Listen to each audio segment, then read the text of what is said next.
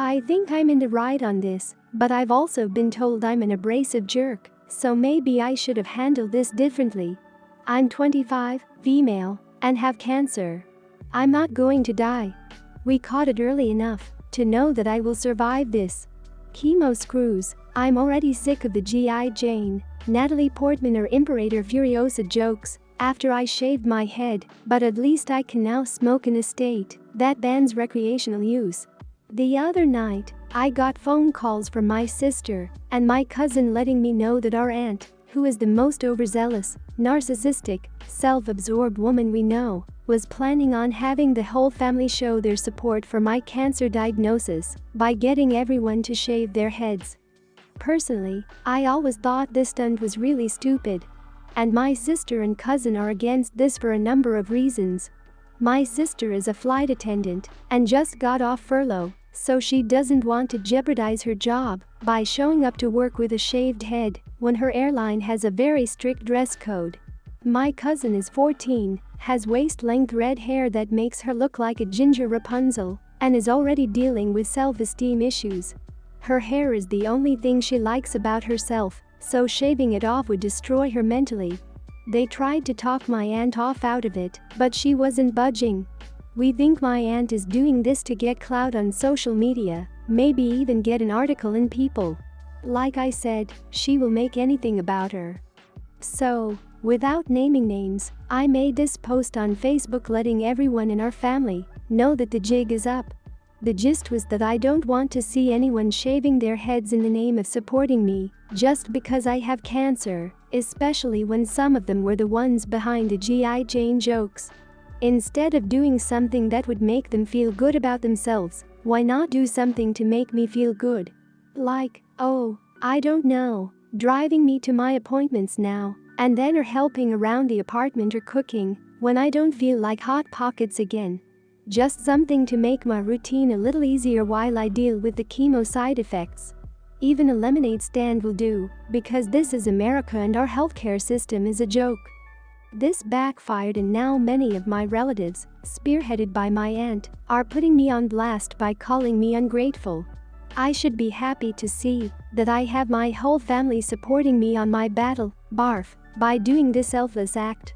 They even went as far as to say that I was acting like a brat by saying they don't help out enough and what I'm asking for is too much. Even though they have done diddly squat since I got my diagnosis. So now my family, except my sister and cousin, think I'm an entitled jerk who is using her cancer diagnosis to get more out of them. And maybe I am the idiot for how I handled this. I need a second opinion. Not the idiot.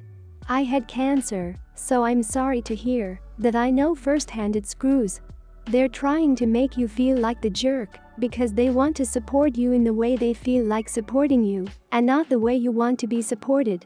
Forgive me if I'm making an assumption here, but it sounds like you have attention monsters on your hands here. They're unwanted and unneeded. It sounds like your aunt especially wants to talk about this when asked, so people can say, oh, how nice of you to join her, so she can look good. It's crap, and you really don't need it on top of this. Not the idiot.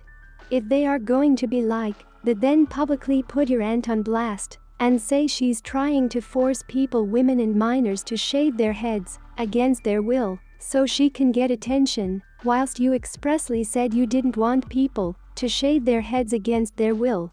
Throw in that you tried to be diplomatic, but now, whilst dealing with chemo, you are being forced to deal with your aunt when all you want, if people want to help, is for some rides to appointments and some help at home. Best wishes to you, hope you can recover quickly. Your aunt wants to get an article in People about how supportive she is? Someday, if you feel like it, you should write an article around performative support by the family of cancer patients and how what would really be helpful is not to play at empty gestures, but actually help with the not public acts of day-to-day care. Your post would resonate with a lot of people, I'm willing to bet, especially folks who are also in serious illness, who find themselves taking out precious bandwidth to manage their narcissistic families. Not the idiot. Last weekend I invited my neighbors over for a potluck pool party, nothing big, just the neighbors in my cul-de-sac. Everyone has kids around the same age, so it was a good time for everyone. There is this Indian couple that lives near us, call them Pooja and Jim. Now Pooja's cooking is incredible, and she brought over some samosas and chicken tikka masala. Samosas is the appetizer, and chicken tikka for lunch. Now we have this other neighbor, call her Lindsay. Lindsay loves Pooja's cooking. When it came to the samosas, her and her husband really went to town on them. It was a bit rude in my opinion filling up your plate with them, not everyone got to have some. I didn't say anything. But this is what got annoying. When I opened up the food for lunch, Lindsay first takes a big plate of food. And then 5 minutes later, she says she and her family have to go home, and that she is going to take some food back with her. I was like sure, and then the entire aluminum tray of chicken tikka that people are still taking food from, she tries to take. I was like okay, this is a bit too much. I was like hey Lindsay, people are still eating food right now. I'll have my son bring you guys over after people are done. She then gets mad saying that she brought a big tray of muffins, she didn't even bake these, they are from Costco. And that she is just taking her fair share. It got really weird, it was like she just got super territorial of the food. And says that I am targeting her. My wife steps in and is like no, we just want to make sure there is food for everyone. She then starts angry crying, puts the food back, and says we humiliated her, and that we only did this because she is a fat girl.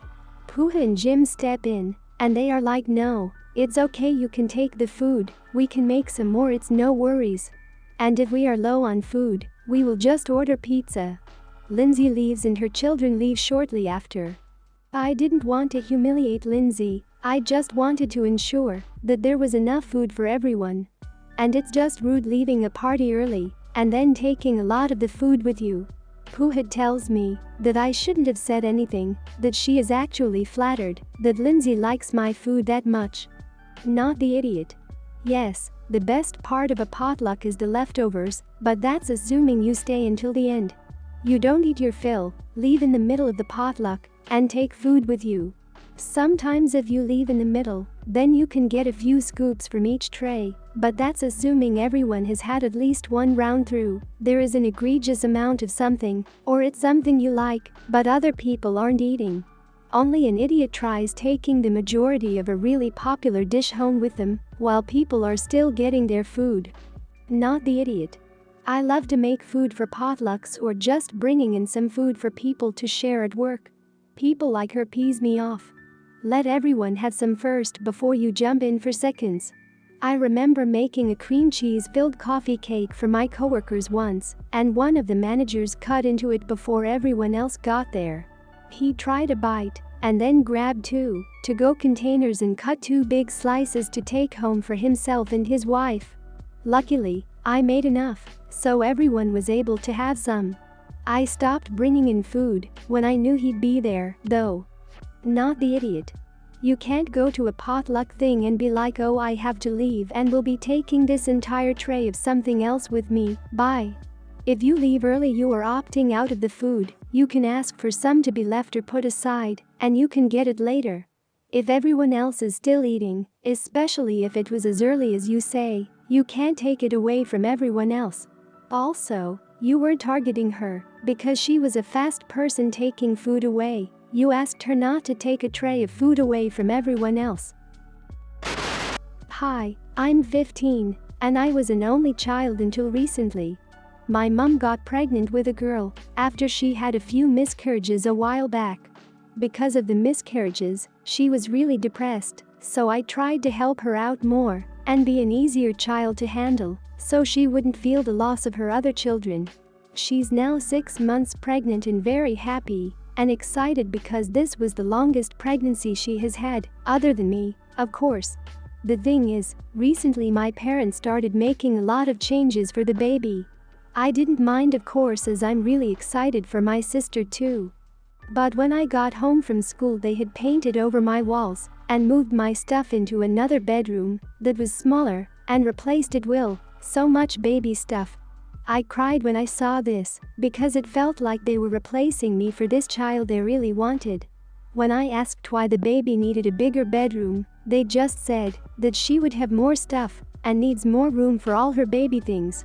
My new room is really cramped because it has my bed and my desk and my drawer, and I can't move without bumping into something, and they haven't even checked on me or my room or even asked if they could swap rooms. The worst thing was that my parents told me they were going to stop sending me to lacrosse after school because after the baby's born I would need to help out every day. I really love lacrosse and I don't want to quit. After that, I got really mad and told them that I don't want to and that they shouldn't be having another baby if they can't treat their first one right. My mom started crying and my dad was so angry at me that he called my aunt and kicked me out, so I had to stay with her for the night before I could go home. My aunt told me I shouldn't have said that because they really wanted a baby and that I was acting immature, but I really feel like they're making me sacrifice my life for her. When I got home I went to apologize for saying they shouldn't have another baby, but all I got told was that I was really selfish and I'm acting like a baby, and they wouldn't talk to me after that. I don't want them to replace me, but they're acting like I don't exist anymore. Everyone else seems to think I'm the jerk, and I think that I don't deserve to get treated like the second option. Am I the idiot? I was ready to judge you from reading the title, but on reading the post, you are not the idiot. Moving your bedroom while you were at school without even telling you was an idiot move. But then forcing you to give up a sport you love because they need you available every day after school to care for the baby. What? You're not the parent. They are. Yes, you need to help out to a reasonable extent, but that does not in any way mean you should have to give up a normal life and extracurriculars to be on childcare duty literally every day. That is seriously messed up, and I don't blame you for reacting the way you did. Not the idiot. Parents, when deciding to have kids, need to look at it financially and fairly, asking themselves questions like, can we handle another baby? How will our schedules work with the one we already have?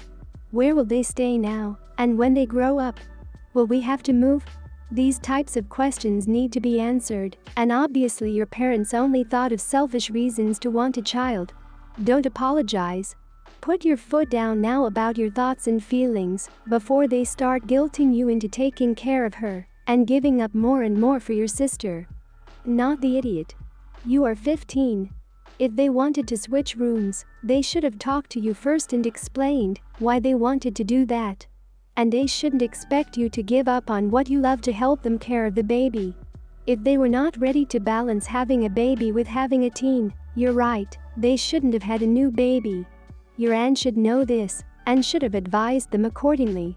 I'm just gonna ask you to try to keep calm and don't butt heads with your parents. You can't win that fight. And always remember that your sister is an innocent in all of this. Don't blame her for your parents' mistakes. Apologies if this isn't entirely coherent, as this is currently happening, and I would love some perspective. My husband, 40, and I, 24, just got into a heated argument. The premise is this: he is obsessed with taking our 2-year-old out of the house whenever possible, to the point where he deems it to be neglect if I keep him home when I watch him. The thing is, he always brings our child out with him to places I plan to go as a family, and he refuses to go together, but will go alone with our kid. For example, he hates going to the mall. He needs to be in and out, and that's it. I have ended several of our mall trips together in tears because he is angry, short-tempered, and constantly hungry when we go to the mall together, and he makes it a point to make the experience miserable. But whenever he has to take care of our son, he is happy to be at the mall for hours and is upset when I bring this up to him. Another example, I wanted to take a family trip to our local science museum since it would be our child's first time there, but he took our son alone and complained that he couldn't play with him at home or just go to the park or library. He deems this to be neglectful since that is what I do with our baby when I take care of him, and I don't bring him to other places. Again today, he has taken our son to our history museum on his own After knowing that I had suggested several times that we all go together, this museum in particular is special to us as we both met in college as history majors, and this specific museum holds a lot of importance for us. I wanted to go together with our son and experience his first time there. He has gotten in an argument with me when I pointed this out, saying that I am perfectly capable of taking my son there on my own, and I just don't, because I am lazy, and just do crafts with our son at home, or take him out to local parks and libraries. We both work full-time jobs and try to accommodate taking care of our child when our sitter cancels, but I try to save these special places for us to go as a family. For example, I organized a trip to the reptile zoo last weekend for all of us to go together, after he nixed the idea to go to the history museum together. So, am I the idiot for saving these places to go together and not taking my son on my own? Additionally, am I the idiot for just doing crafts, playing at home, going to local parks and libraries instead of more extravagant places while I take care of my son? Not the idiot. In the paragraph about the mall, I genuinely got confused and thought you were referring to your toddler's behavior, not your 40-year-old husband's behavior. Your husband needs to start communicating and compromising with you on family trips and attractions you visit. Why does he not want to go out with you and your child together, as a family, to certain places? Take turns planning the family outings. If he doesn't want to go to a certain place, when it's your turn to pick, then go without him. Don't lose out on making memories with your son at places you enjoy because your husband is being weird. Not the idiot, but I am concerned for you. Husband does not have a history of respecting you. He allows his mother to bully you, he takes your son without permission to see her, and never stands up to her when she attacks you. I strongly suspect that mommy dearest has affected past relationships that he has had, and he is lucky that you put up with her abuse for so long. Unfortunately, I don't think your husband values you or sees you as an equal, not with the way he is acting. I am very concerned that he's wanting to one-up you as a parent already. If he was a supportive and loving partner, he would be excited to share these moments with you. I am so sorry you are being treated like this. You sound like a good mother and a good person who is very compassionate. All these people rag on your relationship, but I would rather say that you deserve equal love and respect inside a relationship. You deserve to have your feelings heard and respected. You deserve a partner who wants to go places with you and wants to share their time with you, who supports you every time. I suspect that your hubby is going to divorce you and try for full custody. I get the feels he used you for the kid. This actually does happen a lot. I would suggest calling a lawyer now and get advice.